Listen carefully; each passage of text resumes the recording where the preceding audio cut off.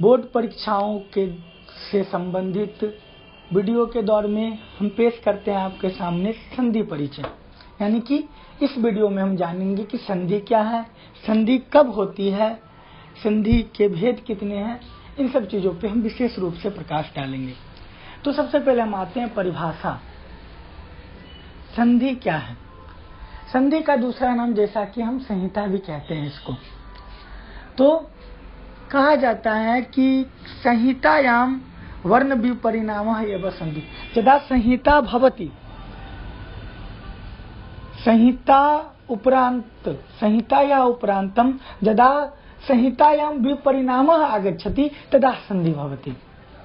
अर्थात जब मेलनेन, यदा द्वयोः वर्णयोः मेलनं भवति तदा यदि विपरिणामः आगच्छति तदा वयं वक्तुं शक्नुमः यत् तत्र संधि भवति।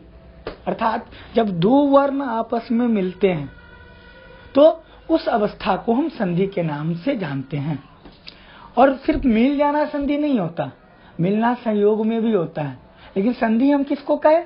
तो जब दो वर्ण मिल के एक नए वर्ण का निर्माण करते हैं, अर्थात विकार उत्पन्न करते हैं। तो ये जो विकार है, जो नया विकार उत्पन्न होता है, उसी को हम संधि कहते हैं। यानी कि जब तक संधि में विकार उत्पन्न नहीं होगा हम उसको संधि के नाम से नहीं जानेंगे। अब कहते हैं कि संहिता क्या है? तो कहते हैं वर्णा नाम अत्यंतम सामीप्यम द्वयो वर्णयो मध्ये अर्धमात्र कालात् ऊर्ध्वं व्यवधानम यत्र न भवति तत्र संहिता इति व्यवहार।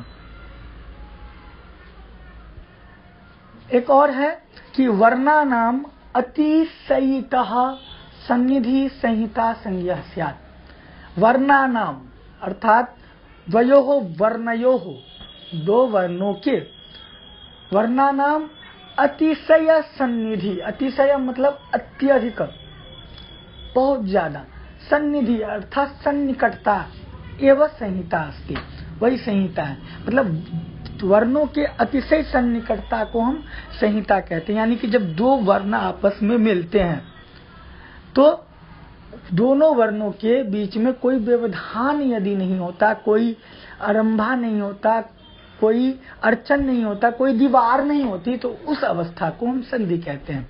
यानी कि जब दो वर्ण बिना किसी व्यवधान के, बिना किसी रोक टोक के आपस में मिल जाते हैं तो वो अवस्था संधि कहलाती है। अब है कि संधि के भेद कितने होते, चूंकि इसमें कुछ और चीजें हैं, लोप, आगम, आदेश, प्रकृति भाव इत्यादि, तो इन चीजों को हमें नहीं पढ़ना क्योंकि बोर्ड परीक्षा में इन चीजों का कोई कार्य नहीं है। तो हम सबसे पहले जानेंगे कि संधि के भेद कितने हैं। ठीक है, तो सबसे पहले संधि के भेद पे जब हम प्रकाश डालते हैं तो हम जानते हैं कि संधि के कितने हैं। अब वो तीन भेद कौन कौन से हैं, उन भेदों पर प्रकाश डालते हैं। सबसे पहले है कि संधि के मुख्यतया तीन भेद जो हैं, व्यंजन संधि और विसर्ग संधि। चलिए, संधि के मुख्य तीन भेद होते हैं।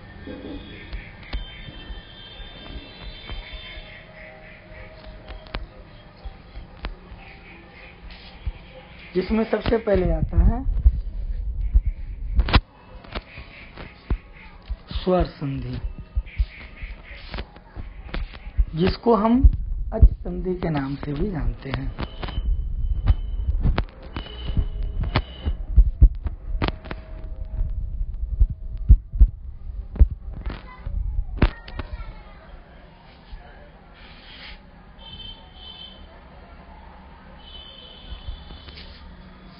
चलिए, फिर दूसरा आता है व्यंजन संधि।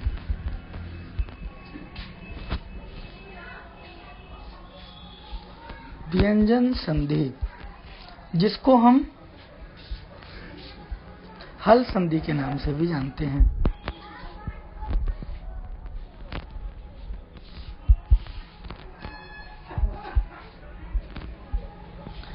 तीसरा और अंतिम जो संधि है उसका नाम है विसर्ग संधि।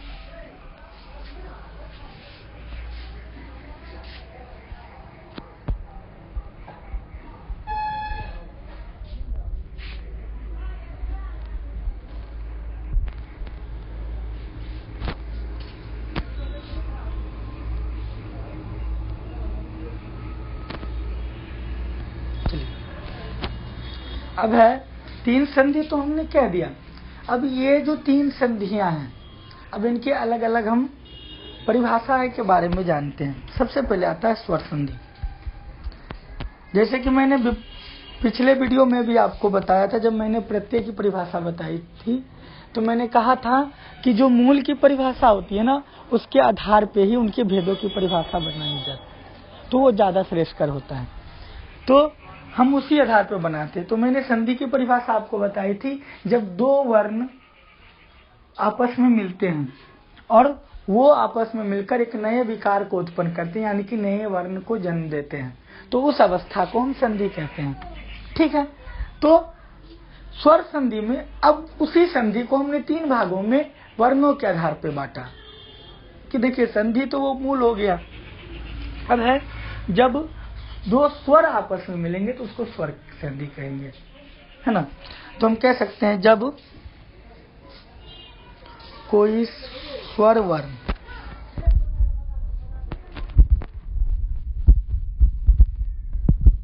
किसी स्वर वर्ण से मिलकर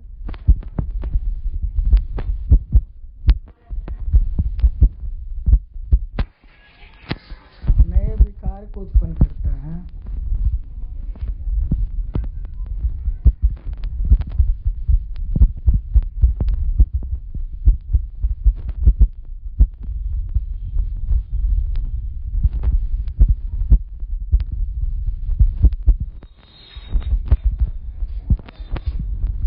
तो उस अवस्था को हम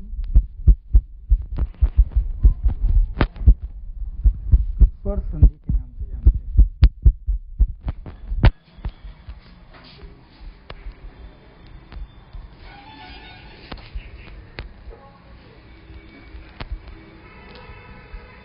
अर्थात यदा द्वयोः स्वरवर्णयोः मेलनं भवति तदुपरांत मेलनेन विकारः उत्पन्नो भवति तदा स्वर संधि भवति।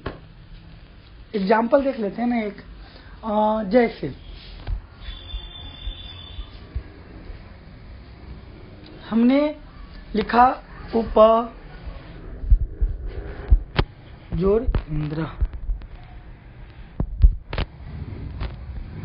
है ना। अब देखिए यहाँ जब हम उप का वर्ण विच्छेद करते हैं तो हमारे पास आता है उ,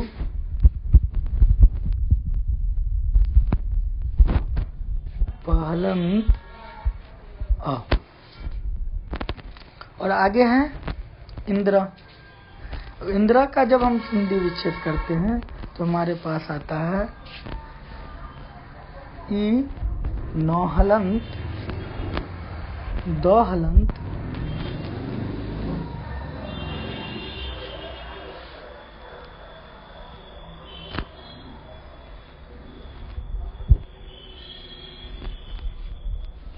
दोहलंत,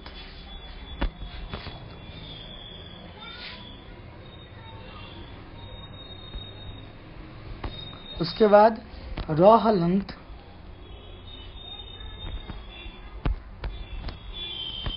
उसके बाद अ। तो ये इसकी संधि हो जाती है, वर्ण विच्छेद। अब देखते हैं हमें संधि करनी किस किस की है। तो उप के अंत में क्या है, अ। हमेशा ध्यान रखना है कि संधि जब होगी तो इसमें दो पद होते हैं। देखिए जैसे कि यहाँ पे दो पद, एक उप है एक इंद्र है। तो पद मतलब शब्द, तो दो शब्द होते हैं और उनकी संधि होती है।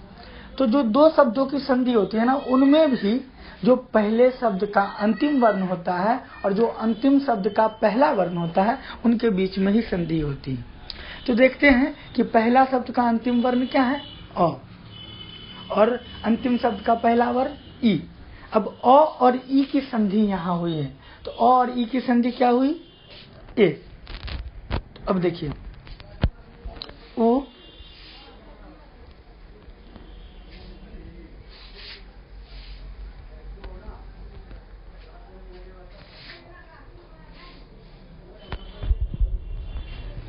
प, अब ये अ और ई मिलके ए हो जाता है। बाकी सेम उतार दीजिए जैसा है, बिना किसी रोक टोक के।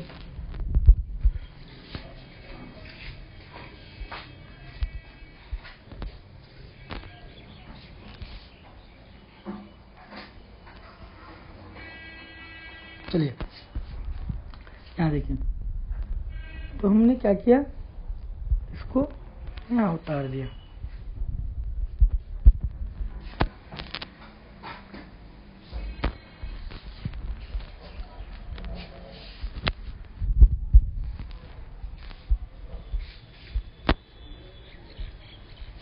ये हो गया। अब इसको मिला देते हैं। उ है, उ तो सीधा आ जाएगा, प में ए मिल जाएगा। फिर 9 चूंकि आधा है और दो र आधा है, तो दो को हम यहाँ क्या करते हैं, आधा कर देते हैं। आधा कर दिए, फिर हमने क्या किया, र को आधा कर दिया, र को आधा कर दिया और फिर उसमें अ मिला दिया, यानी कि र पूरा हो गया। तो क्या बना, उपेंद्र।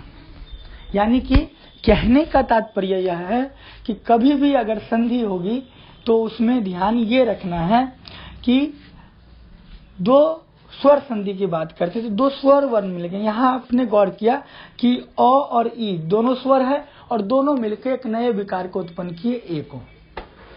तो हम कह सकते हैं कि उपेंद्र जो है वो स्वर संधि है।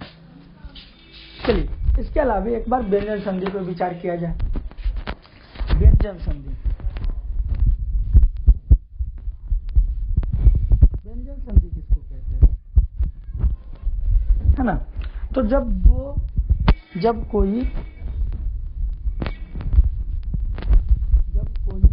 व्यंजन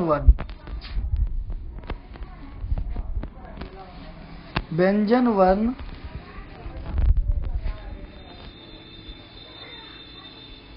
किसी स्वर या व्यंजन वर्ण से मिलकर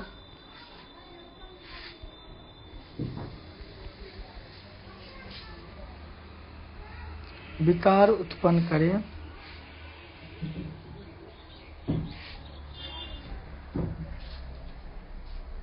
करते हैं, तो उसे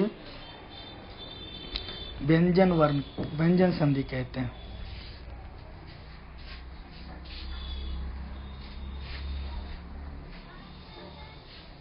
क्लियर है। एग्जाम्पल लेते हैं। जैसे हमने लिया हरिष्यते,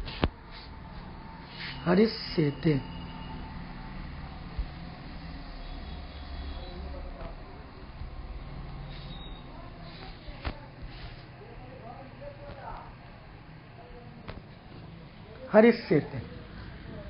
जब हम इसको संधि करते हैं तो देखिए यहाँ अंत में स्व है, स्व यानी कि व्यंजन, और फिर इधर भी तालव्य स्व है, वो भी व्यंजन है।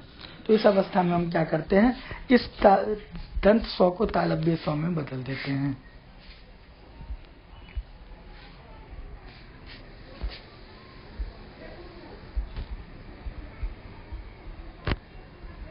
तो क्या बन जाता है, हरिष्यते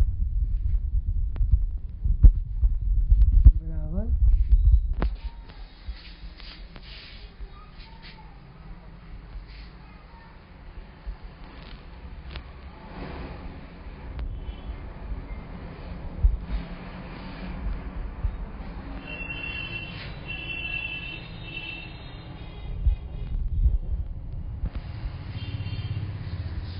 देखिए, यानी कि इसमें क्या हुआ, एक व्यंजन वर्ण दूसरे व्यंजन वर्ण से मिलकर एक नया विकार उत्पन्न किया। जो पहले दंत स्व था वो तालव्य स्व में बदल गया, यानी कि विकार उत्पन्न हो गया, चेंजिंग आ गई वर्ण में। अब यही स्वर का एक एग्जाम्पल लेते हैं। जैसे कहते हैं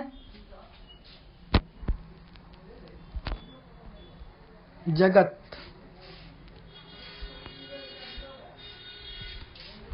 जोड़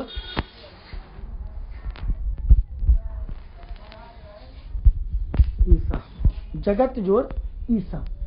अब देखिए यहाँ पे अंतिम वर्ण जो तो है वो व्यंजन है, लेकिन उसके बाद जो वर्ण है ई वो स्वर वर्ण है।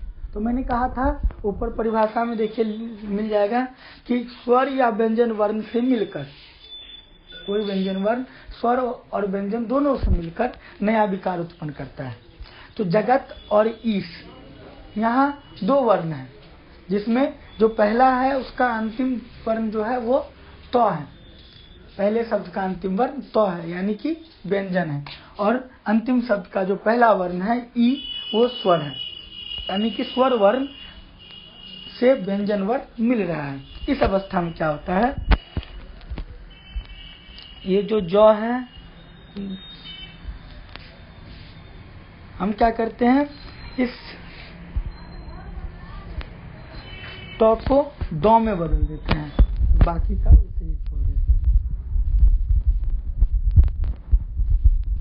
अब देखेंगे कि यहाँ पे परिवर्तन हो गया और जो नया शब्द बना वो बना जगदीश, यानी कि जो तो था वो दो में बदल गया, यानी कि एक व्यंजन वर्ण स्वर वर्ण से मिल रहा तो उसमें नया विकार उत्पन्न हुआ दो, तो ये व्यंजन वर्ण है। अब बात करते हैं विसर्ग संधि की।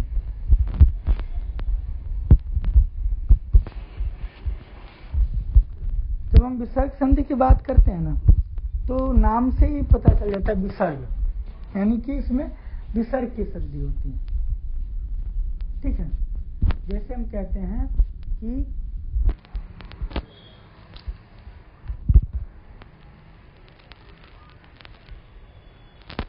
रामः शयति,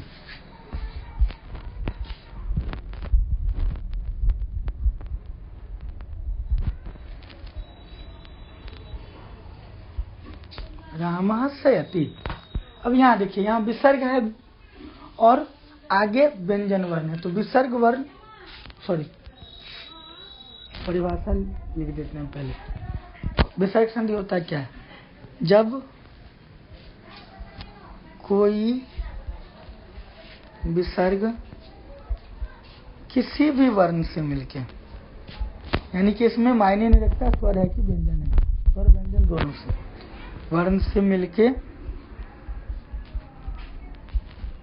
नया विकार उत्पन्न करता है,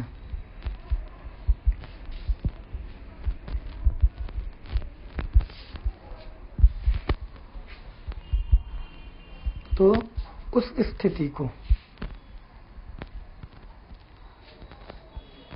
क्या कहते हैं, विसर्ग संधि।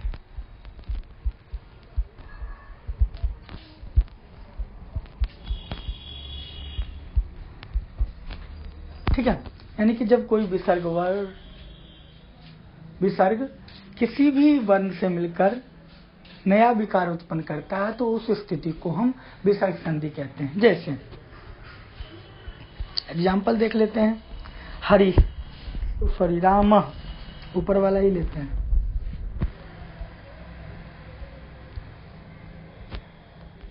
जोर शयति।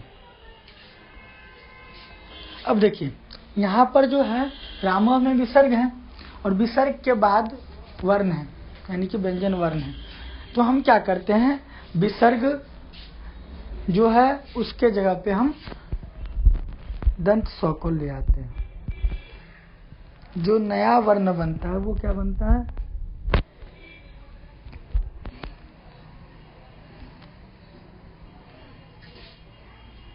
रामस जोड़ शयति। अब देखिए, अब हम क्या करते हैं, रामस जोड़ शयति इसको मिला देते हैं, क्या बन जाता है,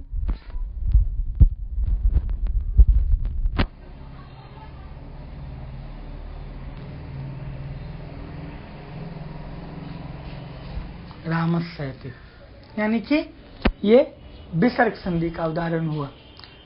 विसर्ग से विसर्ग था, विसर्ग मिला स्व से और इसने नया विकार उत्पन्न किया। जो विसर्ग था पहले वो भी तालव्य सकार में बदल गया, इसलिए इस अवस्था को हम विसर्ग संधि के नाम से जानेंगे।